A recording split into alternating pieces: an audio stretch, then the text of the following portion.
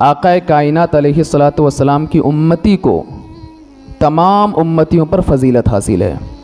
دیگر جتنے بھی انبیاء کرام نبی کریم صلی اللہ علیہ وسلم کی آمد سے قبل اس کائنات میں تشریف لائے، ان کی امتیں آئی، ان کی امتوں پر سب سے زیادہ فضیلت اگر کسی امت کو حاصل ہے تو وہ امت محمدیہ صلی اللہ تعالیٰ علیہ وسلم کو حاصل ہے۔ آج میں کچھ ایسی خصوصیات امت محمدیہ صلی اللہ تعالیٰ علیہ وسلم کی آپ کے سامنے بیان کروں گا۔ دیگر کتبوں میں تو یہ خصوصیات موجود ہیں، لیکن بالخصوص تورات شریف میں جو اللہ تبارک و تعالیٰ نے سیدنا موسیٰ علی نبینا علیہ الصلاۃ والسلام پر نازل فرمائی، اس عظیم اللہ کی کتاب میں امت محمدیہ کی جو خصوصیتیں بیان کی گئی ہے، اور پھر ان خصوصیتوں کو پڑھنے کے بعد سیدنا موسیٰ علی نبینا علیہ الصلاۃ والسلام کی خواہش کیا ہوئی، انہوں نے مولا کی بارگاہ میں کیا عرض کیا، وہ میں آپ کے سامنے بیان کروں گا۔ حضرت سیدنا موسیٰ علی نبینا علیہ الصلاۃ والسلام تورات کا مطالعہ کر رہے تو اللہ تبارک و تعالیٰ کی بارگاہ میں عرض کیا، مولا میں نے تورات میں ایک ایسی امت کا تذکرہ پایا اور ایک ایسی امت کے حوالے سے پڑھا جو سب امتوں میں بہتر ہوگی، دیگر تمام امتوں میں جن کا مقام سب سے عظیم ہوگا، وہ لوگوں کو بھلائی کا حکم دے گی، بری باتوں سے روکے گی، اور تمام اللہ کی نازل کردہ کتابوں پر ایمان لے کر کے آئے گی۔ مولا اس امت کو میری امت بنا۔ جب اس امت کی خصوصیات کو پڑھا حضرت موسیٰ نے تورات شریف میں، تو اللہ کی بارگاہ میں عریضہ پیش کیا کہ مولا اس امت کو میری امت بنا۔ تو پروردگار عالم نے فرمایا کہ موسیٰ وہ میرے پیارے محبوب محمد مصطفیٰ صلی اللہ تعالیٰ علیہ وسلم کی امت ہے۔ تب سیدنا موسیٰ علی نبینا علیہ الصلاۃ والسلام نے مولا کی بارگاہ میں پھر عرض کیا، مولا میں ایک ایسی امت کے بارے میں نے پڑھا اور تذکرہ پایا کہ جو لوگ اللہ کی بہت حمد کریں گے، پروردگار عالم کی تعریف بیان کریں گے، توصیف بیان کریں گے، سورج کا خیال کریں گے۔ کیا مطلب سورج کا خیال کریں گے؟ مطلب یہ ہے کہ سورج کے حساب سے اپنی اوقات کو متعین کر کے وہ تیری بارگاہ میں عبادت کریں گے، نمازیں پڑھیں گے، روزہ رکھیں گے، دیگر جن عبادتوں کا تو انہیں حکم عطا فرمائے گا وہ دیگر عبادتوں کو سورج کا خیال کرتے ہوئے بجا لائیں گے۔ اور سب سے بڑی بات یہ ہے ان کو حکومت ملے گی، امامت پر وہ فائز ہوں گے، اور جب کسی کام کا ارادہ کریں گے تو ارادہ کرنے سے پہلے کہیں گے انشاءاللہ۔ اے پروردگار عالم تیری بارگاہ میں یہ عریضہ ہے، اس امت کا مجھے نبی بنا دے۔ اللہ نے فرمایا کہ نہیں موسیٰ، وہ بھی میرے پیارے محبوب محمد مصطفیٰ صلی اللہ تعالیٰ علیہ وسلم کی امت ہے۔ تب پھر حضرت موسیٰ نے مولا کی بارگاہ میں عرض کیا، پروردگار عالم میں نے ایک ایسی امت کا تذکرہ پایا جن کی دعائیں قبول ہو جاتی ہے، اگر وہ سفارش کرے تو ان کی سفارش قبول ہو جائے گی اور ان کے حق میں سفارش قبول کی جائے گی۔ آپ اگر کلام مجید کا مطالعہ کریں گے تو آپ کو پتہ چلے گا، اور احادیث مبارکہ کا کہ میدان محشر کا منظر جب قائم ہوگا اور دیگر انبیاء کرام کی امتیں جب اللہ کی بارگاہ میں کھڑی ہوں گی، اور جب اللہ تبارک و تعالیٰ ان سے فرمائے گا کہ ایمان لے کر کے کیوں نہیں آئے، تو وہ اپنے نبیوں کے حوالے سے کہیں گے مولا انہوں نے تیری جانب ہم کو بلایا ہی نہیں، جھوٹ بولیں گے۔ اللہ تبارک و تعالیٰ گواہ کے طور پر امت محمدیہ کو ان کے سامنے پیش کرے گا، اور امت محمدیہ کی گواہی کو اللہ قبول فرمائے گا۔ جبکہ آپ اندازہ لگائیے کہ امت محمدیہ تو سب سے اخیر امت ہے نا، ہم تو سب سے بعد میں آئے ہیں، لیکن ہماری گواہی جب دیگر انبیاء کی امتیں اپنے نبیوں کو جھٹلائیں گی تو ہماری گواہی اللہ کی بارگاہ میں قبول ہوں گی۔ آخر کیونکہ ہم کو ہمارے پیارے اور سچے نبی کریم صلی اللہ تعالیٰ علیہ وسلم نے سب کچھ بتا دیا ہے۔ ہم کو پتہ ہے کہ جتنے بھی انبیاء کرام اس کائنات پہ تشریف لائے سب نے اللہ کی وحدانیت کی دعوت دی، ایک خدا کی طرف بلایا، بتوں کو پوجنے سے روکا، دیگر برے معاملات سے روکا۔ تو یہ امت محمدیہ بڑی عظیم یہ امت ہے، ان کی سفارش مولا کی بارگاہ میں قبول کی جاتی ہے۔ تو جب حضرت موسیٰ نے یہ پڑھا کہ ان کی دعائیں قبول ہوتی ہے، ان کی سفارش قبول کی جائے گی اور ان کے حق میں سفارش قبول بھی کی جاتی ہے، تو مولا کی بارگاہ میں عریضہ پیش کیا، مولا اس امت کا مجھے نبی بنا دے۔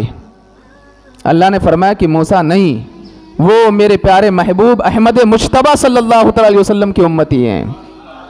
تب حضرت موسیٰ پھر کہتے ہیں کہ میں نے توریت میں پڑھا، ایک ایسی امت کا میں نے تذکرہ پایا جو بلندی پر چڑھیں گے تو اللہ کی بڑائی بیان کریں گے، اللہ اکبر کہیں گے، اور جب کسی وادی پر اتریں گے تو اللہ پاک کی حمد و ثنا بیان کریں گے، رب کی تعریف کریں گے، اور ان کے لیے پوری زمین پاک ہو جائے گی۔ یہ امت محمدیہ کو خصوصیت حاصل ہے، دیگر امتیوں کو یہ خصوصیت حاصل نہیں تھی۔ آج پوری زمین ہمارے لیے پاک کر دی گئی ہے اور قابل نماز ہے، ہم جہاں چاہے، زمین پاک ہے، نماز ادا کرے، اللہ نماز کو اپنی بارگاہ میں قبول فرما لیتا ہے۔ لیکن دیگر امتیوں کو یہ خصوصیت حاصل نہیں تھی، ان کے لیے مخصوص جگہ تھی، وہاں جا کر کے ان کو اللہ کی عبادت کرنی پڑتی۔ لیکن پروردگار عالم نے پوری روئے زمین کو اپنے محبوب کی امتی کے لیے مسجد بنا دیا ہے۔ نماز کا وقت ہو جائے، مسجد سے تم کوسوں دور ہو، بہت زیادہ دور ہو، وہیں پر نیت باندھ لو، اللہ کی عبادت کرو، اللہ تمہاری عبادت کو اپنی بارگاہ میں قبول فرما لے گا۔ کوئی ضروری نہیں ہے کہ مسجد ہی آنا پڑے۔ اب ایک انسان ایسی جگہ پر پہنچ گیا کہ جہاں مسجد ہی نہیں ہے، اب وہ کیا کرے؟ تو روئے زمین کو اللہ تبارک و تعالیٰ نے امت محمدیہ کے لیے مسجد بنا دیا ہے، وہ جہاں بھی عبادت کریں گے اللہ ان کی عبادت کو قبول فرما لیتا ہے۔ اور پھر حضرت موسیٰ کہتے ہیں میں نے تذکرہ پایا کہ وہ مٹی سے پاکی حاصل کریں گے تو وہ پاک ہو جائیں گے، پانی نہ ملنے کی صورت میں مٹی سے ہم اور آپ پاکی حاصل کریں گے تو ہم پاک ہو جائیں گے۔ یہ دیگر انبیاء کرام کی امتیوں کو یہ خصوصیت حاصل نہیں تھی۔ جب سیدنا موسیٰ علیہ نبینا علیہ الصلوۃ والسلام نے توریت میں یہ پڑھا، مولا کی بارگاہ میں عرض کی، مولا بڑی کرم نوازی ہو جائے گی اگر اس امت کا تو مجھے نبی بنا دے۔ اللہ فرماتا ہے موسیٰ وہ میرے محبوب احمد مجتبیٰ صلی اللہ علیہ وسلم کی امتی ہیں۔ اب پھر حضرت موسیٰ کہتے ہیں کہ میں نے توریت میں ایک ایسی امت کا تذکرہ پایا کہ جب وہ نیکی کا ارادہ کریں، نیکی نہ کریں، صرف نیکی کا ارادہ کریں، اللہ ان کے نامہ عمل میں ایک نیکی لکھ دیتا ہے۔ دیگر انبیاء کی امتیوں کو یہ خصوصیت حاصل نہیں تھی، جب تک وہ نیکی نہ کر لیتے اللہ انہیں ثواب عطا نہیں فرماتا تھا۔ تو حضرت موسیٰ نے پڑھا ایک امت کے بارے میں کہ وہ نیکی کا ارادہ کریں، اللہ ان کے نامہ اعمال میں ایک نیکی لکھ دیتا ہے، اور جب وہ نیکی کر لے تو اللہ 10 یا 700 گنا زیادہ ثواب ایک نیکی پر انہیں عطا فرما دیتا ہے۔ اور جب وہ برائی کا ارادہ کرے، برائی کرے نہ، برائی کا صرف ارادہ کرے، اللہ نامہ اعمال میں برائی نہیں لکھتا جب تک کہ وہ برائی نہ کر لے۔ جب حضرت موسیٰ نے یہ خصوصیت پڑھی، مولا کی بارگاہ میں عرض کی، مولا کیا ہی اچھا ہو جائے اگر تو مجھے اس امت کا نبی بنا دے۔ اللہ نے فرمایا موسیٰ نہیں، وہ میرے آخری نبی احمد مجتبیٰ صلی اللہ علیہ وسلم کی امتی ہیں۔ اب اسی طرح سیدنا موسیٰ علیہ نبینا علیہ الصلوۃ والسلام فرماتے ہیں کہ میں نے توریت میں ایک ایسی امت کا تذکرہ پایا جو کمزور ہونے کے باوجود اللہ کی کتابوں کے وارث ہوں گے، کتاب اللہ کے وارث ہوں گے۔ تو جب حضرت موسیٰ نے یہ پڑھا تو مولا کی بارگاہ میں عرض کیا، مولا اس امت کا مجھے نبی بنا دے۔ اللہ نے فرمایا نہیں موسیٰ، یہ بھی میرے آخری نبی محمد مصطفیٰ صلی اللہ تعالی علیہ وسلم کی امتی ہیں۔ اب حضرت موسیٰ کہتے ہیں پھر میں نے توریت میں ایک ایسی امت کا تذکرہ پایا کہ جو اللہ کی کتاب کو اپنے سینے میں محفوظ کر لیں گے، اللہ کی کتاب کو اپنے سینے میں محفوظ کر لیں گے۔ آپ دیکھیں دیگر یہود و نصارہ میں کسی کو توریت یاد ہو تو مجھے بتا دیں، کسی نے زبور کو حفظ کیا ہو تو مجھے بتائیے، کسی نے انجیل کو حفظ کیا ہو تو مجھے بتائیے۔ لیکن اس امت پر اللہ کا بہت بڑا کرم ہے کہ چھوٹے چھوٹے بچوں نے اپنے سینے میں اللہ کی عظیم کی کلام مجید کو محفوظ کر لیا ہے۔ کلام مجید کے حوالے سے میرا رب ارشاد فرماتا لو انزلنا هذا القرآن على جبل لرأيته خاشعا متصدعا من خشیت اللہ، کہ اگر ہم اس کلام کو کسی پہاڑ پر اتارتے تو تم ضرور دیکھتے کہ وہ پہاڑ اللہ کے خوف سے ریزہ ریزہ ہو جاتا۔ یعنی پہاڑ کے اندر اتنی طاقت نہیں ہے کہ وہ اللہ کی عظیم کتاب کو برداشت کر سکے، لیکن امت محمدیہ کے چھوٹے چھوٹے بچوں کا جو سینہ ہے، جس نے اللہ کے کلام کو محفوظ کر لیا ہے، وہ سینہ پہاڑ سے بھی زیادہ مضبوط ہے کہ اس نے کلام اللہ کے 30 پاروں کو اپنے سینے میں محفوظ کر لیا ہے۔ اور جو محفوظ کر لے، عمل کر لے، میرے آقا ارشاد فرماتے ہیں کہ وہ اپنے 7 خاندانوں کی بخشش مولا کی بارگاہ میں کروا لیتا ہے۔ تو حضرت سیدنا موسیٰ علی نبینا علیہ الصلوۃ والسلام مولا کی بارگاہ میں عرض کرتے، مولا میں نے ایک ایسی امت کا تذکرہ پایا جو تیری عظیم کتاب کو اپنے سینے میں محفوظ کر لیں گے، اور وہ اہل جنت کی طرح مختلف لباس پہنیں گے۔ الحمدللہ، اللہ کا کرم ہے اور صدقہ ہے آقا کائنات علیہ الصلوۃ والسلام کا کہ آج ان کے امتی مختلف لباس پہنتے ہیں اور فرشتوں کی طرح صفیں باندھ کر کے نماز ادا کریں گے۔ ہماری نماز کا جو طریقہ ہے، یہ فرشتوں کی نماز کا طریقہ ہے۔ جس انداز میں ہم نماز پڑھتے ہیں، یہ فرشتوں کی نماز کا طریقہ ہے۔ تو پھر حضرت سیدنا موسیٰ علی نبینا علیہ الصلوۃ والسلام مولا کی بارگاہ میں عرض کرتے، مولا اس امت کا مجھے نبی بنا دے۔ اللہ فرماتا ہے نہیں موسیٰ، وہ میرے آخری پیغمبر احمد مجتبیٰ صلی اللہ علیہ وسلم کی امتی ہے۔ جب حضرت موسیٰ نے یہ سنا، اتنے ایک نبی کی امتی کو اتنی خصوصیت، مولا کی بارگاہ میں عرض کرتے، مولا کاش تو مجھے تیرے آخری نبی محمد صلی اللہ علیہ وسلم کا امتی بنا دیتا یا ان کے اصحاب میں میرا شمار کر دیتا تو یہ میرے لیے بڑی شرف کی بات ہو جاتی۔ ہم اس نبی کے امتی ہیں جن کی امتی ہونے کی خواہش اللہ کے ایک عظیم رسول سیدنا موسیٰ علی نبینا علیہ الصلوۃ والسلام نے مولا کی بارگاہ میں کی۔ جب انہوں نے یہ عریضہ پیش کیا تو اللہ تبارک و تعالیٰ نے جو فرمایا وہ کلام مجید میں بھی موجود ہے، یا موسیٰ انی اصطفیتک علی الناس برسالاتی وبکلامی فخذ ما آتیتک وکن من الشاکرین۔ اللہ نے ان کی دل جوئی فرمائی کہ موسیٰ میں نے تجھے چن لیا ہے لوگوں پر، رسالت عطا کر کے تجھے رسول بنایا ہے، یہ بھی بڑی شرف کی بات ہے۔ اور سب سے بڑی بات یہ ہے کہ تجھے شرف ہم کلامی میں نے عطا کی ہے کہ جب جب تجھے بات کرنے کی ضرورت پیش آتی تو بغیر کسی حجاب کے مجھ سے گفتگو کر لیتا ہے۔ فَخُذْ مَا آتَيْتُكَ وَكُن مِّنَ الشَّاكِرِينَ، موسیٰ جو میں نے تجھے دیا ہے وہ لے لے اور شکر گزار بندہ بن جا۔ آپ اندازہ لگائیے کہ سیدنا موسیٰ علی نبینا علیہ الصلوۃ والسلام کی خواہش تھی اس امت میں شامل ہونے کی۔